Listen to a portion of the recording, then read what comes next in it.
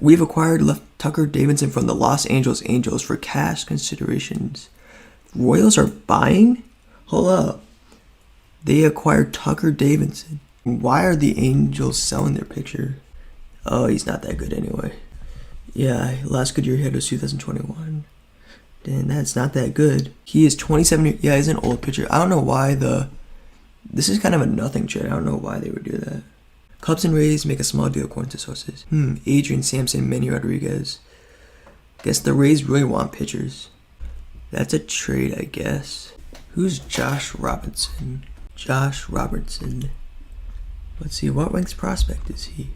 He might not even be in here because it's such a small trade. If you can get anybody for somebody that's a nobody prospect, that's a good deal. I guess if you can get two players for basically giving up nothing, that's good. He's a 31-year-old. So he has played 21 games. He has a 3.11 ERA. That's not that bad. That's not a bad deal. What the heck? I guess he is old and all, but sheesh. That's a good deal. That's not a bad deal if they get Sampson. Not a bad deal at all. Pretty good trade for the Rays if they get somebody who doesn't look that bad. I know those stats probably are inflated or something, but pretty good trade for them if they get somebody for nobody. That's a pretty good deal for the Rays if they get somebody for like absolutely nothing. Atlanta's acquiring Brad Hand for the Rockies. Okay. That's a trade. Finally a trade. The Braves that would make them overpowered, but they shouldn't give up resources if they don't need to get pitchers. But if they got Brad Hand for somebody who's not even that good, then that's a win because they got pitching that they need and they don't even have to give up much.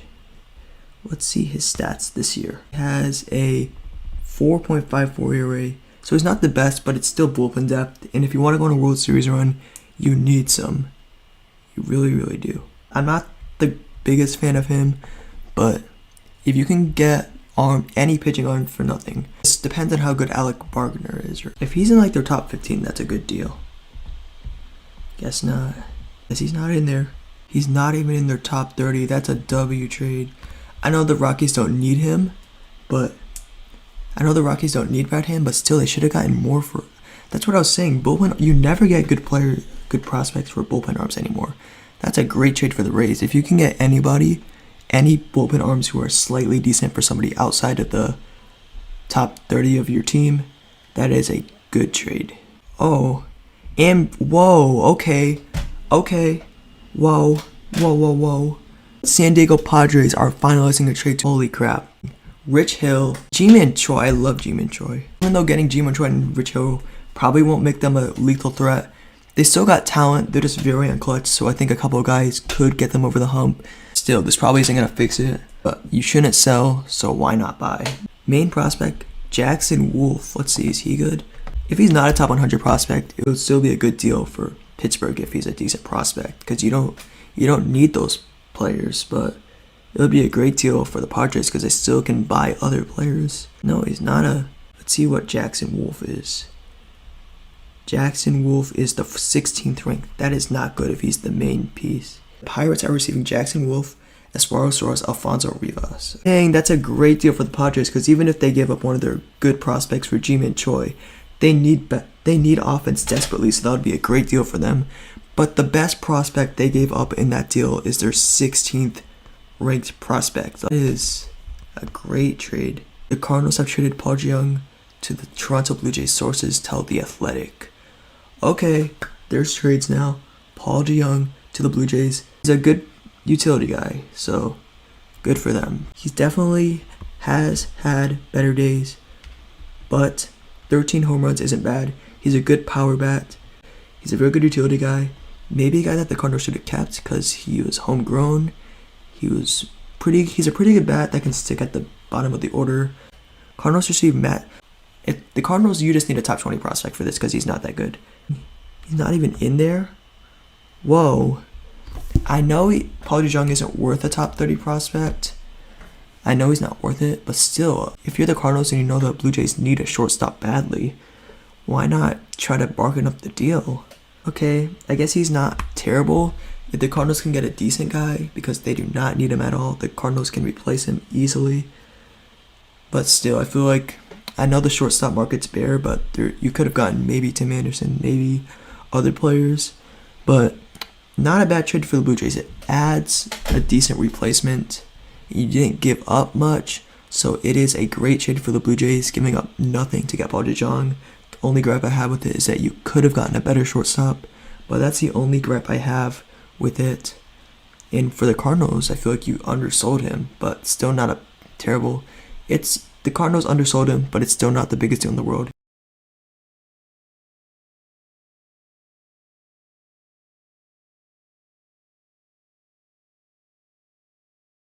Verlander is owed $58 million in 2023 to 2024, of which the Mets will pay $35 million. The Mets will pick up $17.5 million, bringing their total to $52.5 million. The Mets still paying a lot of money for Verlander to play on another team when they could have kept a talent like Justin Verlander, all for some prospects. So now it feels like, will the prospects pan out? Because before I knew all this information, it was like, well, Verlander panned out for the Astros because they gave up all that. But now it's, will the prospects pan out because the Mets owe all this money? Yeah, if the prospects don't pan out, the Mets are going to be in a bad situation. Yeah, I like the prospects that they got, though. I did not think he would go to the Astros. Me neither. I didn't think they had the resources, but because they threw in their fourth-ranked prospect, I want a decent prospect for Lorenzen, but I won't be mad if we get nothing because he's not that good. Getting infield prospect Hoyo Lee. Dang, he's the Phillies' fifth-ranked prospect. Would not be bad at all. Holy crap. Because I think Lorenzen is a guy who just having a good year. Not be smart for a team like the Tigers to keep on for him for that long. And for the Phillies, it would be giving up some good youth for a pitcher who's good. I like this trade for the Tigers, though. We got a young hitter that we need for a guy that we weren't keeping. We could have gotten swindled as he's walking in free agency. So we could have just gotten any player. We could have just traded him for any player because he's going anyway. But instead, we demanded the best price, and we got the best price. I feel like the Phillies gave up too much. I feel like Lorenzen's not worth a top 5 prospect in your farm system. The Phillies aren't re-signing him either, so Andrew Chafin to the Diamondbacks, not a bad deal. Andrew Chafin is not that good, so the Diamondbacks getting anything for him is a good deal. Brewers get some bullpen depth to help them with their playoff push. Whoa, hold up on that thought. Marlins set to acquire Jake Burger from the White Sox. That is huge. I know the White Sox are selling, but Jake Burger is one of your good young bats. That is huge for the Marlins. They need more pop. That is huge. Jake Burger and Luis Roberts are like the only good hitters on the White Sox. Chicago's getting prospect Jake Eder. If it's a top 5 prospect, it's WHA. But even if it is his last year of his contract, I would still want to get somebody good. Oh, that's their 4th-ranked prospect. Not a bad trade at all for either side. That trade for Chicago, even though that would be one of those guys that you want him to keep. But if it's his last year of his contract, it's a great trade for the White Sox. Even though it's a shame to see Burger go, great return for both. After the 6 p.m. deadline date, the Miami Marlins acquired first baseman Josh Bell from the Cleveland Guardians for top prospect Khalil Watson and Gene Segura. Great trade for the Marlins.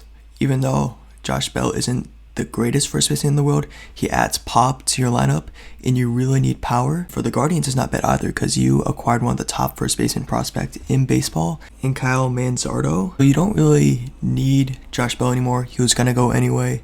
And you got an intriguing prospect in Khalil Watson, and he was a former first-round pick. Not bad for the Guardians getting rid of a player that they don't need and getting intriguing prospects.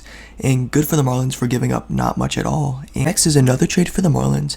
They traded away Garrett Cooper to the Padres for Ryan Weathers. And I don't really like this trade for the Marlins because Garrett Cooper was a good bat for you.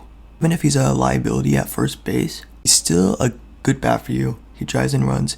He has 13 home runs, and you got Ryan Weathers in return. You already got bullpen arms and David Robinson and Lopez in trades, so you don't need more bullpen arms. And Weathers is terrible. He's not good at all. And for the Padres, you get some bats that you need. You desperately need bats, and you don't need bullpen arms either because you acquired Scott Barlow in a trade earlier. Good trade for the Padres, bad trade for the Marlins. Next up is the Jack Flaherty to Orioles trade from the Cardinals. The Orioles traded away their 13th and 16th ranked prospect for Jack Flaherty. This is Jack Flaherty. Teams are desperate to get starting pitchers from teams, especially a guy like Jack Flaherty. I know Jack Flaherty's having a bit of a down year, but he's still not bad. You could have driven up the bargaining a whole lot. At least they got some top 15 prospects, but still, none of these prospects that you got in return are in your top 7 or 8 in your farm system for a guy like Jack Flaherty. I know this was late in the trade deadline too, but still, you didn't need to undersell him this bad. And the Orioles got a good arm that will help them make a World Series push, and you didn't really have to give up much. The Padres trading away Henry Williams, their 9th ranked prospect in the system at the time, for Scott Barlow. And I know Scott Barlow's not a bad bullpen arm, but he's not very good either. He has a 5.71 ERA, and even though his FIP is a 3.54, that still doesn't excuse his terrible ERA and his terrible WHIP. And I wouldn't mind getting him. He's a good bullpen arm. You gave away your 9th ranked prospect. You were just desperate. You could have given up way less for him, and you don't even need him because you already have got a great bullpen. And the Royals getting a top 10 prospect from the Padres system for Scott Barlow is an amazing deal for the Royals. Luis Urias getting traded to the Boston Red Sox for prospect Blaylock. This is a good deal for the Red Sox because even though in the limited games that he has played this year, it has not been good, but in previous years, he's been solid. Nothing to brag home about. Not really an 800 OPS type guy, but just a season ago, he was a solid bat. And the Brewers, it's not like they're rich offensively and they can just get rid of offensive guys. They're terrible offensively. You need all the bats that you can. And if you're going to trade him, at least get a top 30 prospect in a team system, but he's not even in the Red Sox top 30. They give away a decent bat for not even a top 30 prospect. Not a good trade for them. That'll do it. I had fun streaming. Sorry for the technical difficulties, but this is my live reaction. Sorry if it's coming out late, but I try to post more. Thank you guys so much for watching. Subscribe and like if you liked it. Check out Sports Trance's channel. Bye.